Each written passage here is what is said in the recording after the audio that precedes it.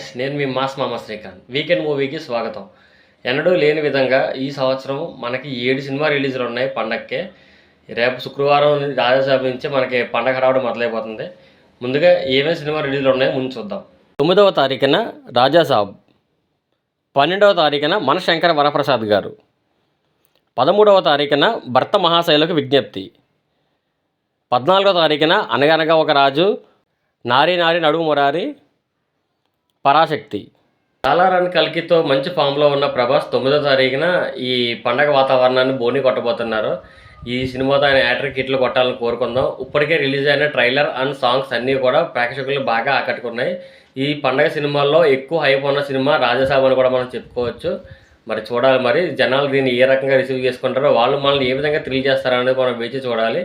దాని తర్వాత చిరంజీవి గారు నటించిన మన శంకర వరప్రసాద్ గారు 12వ తారీఖున మన ముందుకు రాబోతుంది. సాంగ్స్ ఇప్పటికే సూపర్ హిట్ అయినాయి. రిలీజ్ అయిన ట్రైలర్ మీద మిశ్రమ స్పందన బయట ఉన్నప్పటికీ కూడా అనిల్ రావుపూడి మీద నమ్మకంతో అయితే ఈ సినిమా హిట్ అవుతుందని చాలామంది అనుకుంటున్నారు. ఆల్రెడీ F2 అండ్ సంక్రాంతికి వస్తున్నతో పండగ బరిలో 2 సినిమాలు సూపర్ హిట్లు కొట్టిన అనిల్ రావుపూడి ఈ మన శంకర వరప్రసాద్ గారితో కూడా 3వ సినిమా కూడా హిట్ కొడతాడని చెప్పి అయితే బయట అంచనాలు ఉన్నాయి.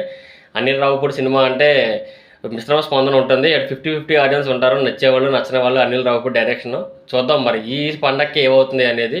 చిరంజీవి గారి కెరీర్ విషయంలో అయితే మాత్రం రీమేక్ సినిమాలతో ఆల్రెడీ ప్లాపులతో ఉన్న ఆయన ఈ సినిమా హిట్ చాలా అవసరం ఆయనకి. మరి ఈ సినిమా రిజల్ట్ ఏమవుతుందో మనం వేచి చూడాలి.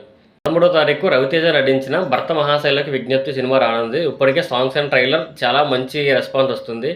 ప్లాపుల్లో ఉండి హిట్ కోసం వెయిట్ చేస్తున్న రవితేజకి ఈ సినిమా హిట్ చాలా కీలకంగా మారనుంది.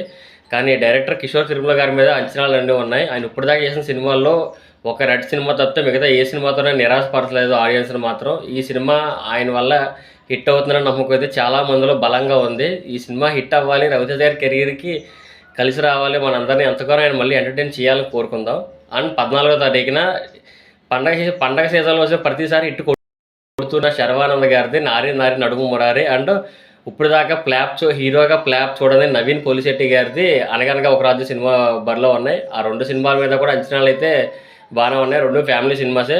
సో వాళ్ళిద్దరి మధ్య ఉన్న ఆ రోజు పోటీ ఎలా ఉండబోతుంది అనేది మనం వేచి చూడాలి. వీటిలో ఏ సినిమా ఎలా థ్రిల్ చేస్తుంది అనేది కూడా మనం వేచి చూద్దాం. అండ్ 14వ తారీఖు ఇంకొక సినిమా ఉంది. శివకార్తికేయన్ హీరోగా నటించిన పరాశక్తి సినిమా. శివకార్తికేయన్ హీరోగా నటించిన ఆ సినిమాకి సుధా కొంగర గారు డైరెక్ట్ చేశారు. సుధా కొంగర గారు అంటే ఎవరో కాదు, మనకి తెలుగులో మనం చూసుకున్న వెంకటేష్ గారి గురు అండ్ సూర్య నటించిన ఆకాశమణి హద్ర మూవీ డైరెక్టర్ ఆవిడ. లేడీ లెజెండ్ అని చెప్పాలి ఆవిడైతే మాత్రం. ఆవిడ ఫిలిమ్స్ చాలా బాగుంటాయి. అండ్ ఈ పరాశక్తి సినిమా ట్రైలర్ కట్ మటుకు చాలా బాగుంది. సినిమా మీద కూడా మంచి అంచనాలు ఉన్నాయి. ఇది శివకార్తికేయన్ గారి 25వ సినిమా కావడం మరింత ప్రత్యేకత సంతరించుకుంది. చూద్దాం ఈ పండగ బరిలో ఉన్న 6 సినిమాల్లో ఏ సినిమా విజయకేతనంగా నిలుస్తుంది, ఏ సినిమా జెండా ఎగరేస్తుంది, ఏ సినిమా తట్టబుట్ట సర్దుకుని వెళ్ళిపోతుంది అనేది మనం అయితే వెయిట్ చూడాలి. అండ్ 7వ సినిమా ఒకటి క్యాన్సిల్ అయింది. అదే మన విజయ్ గారు నటిస్తున్న ఆఖరి చిత్రం అయిన జననాయకన్.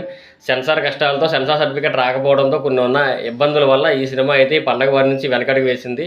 ఉన్న 6 సినిమాలు కూడా ట్రైలర్స్ అండ్ సాంగ్స్ ఇప్పటికే అందరూ చూసే ఉంటారు. చూడని వాళ్ళు ఉంటే చూడండి. ఏ సినిమాకి మీ ఫ్యామిలీతో వెళ్ళి ఎంజాయ్ చేయాలనుకుంటున్నారనేది కామెంట్లో తెలపండి.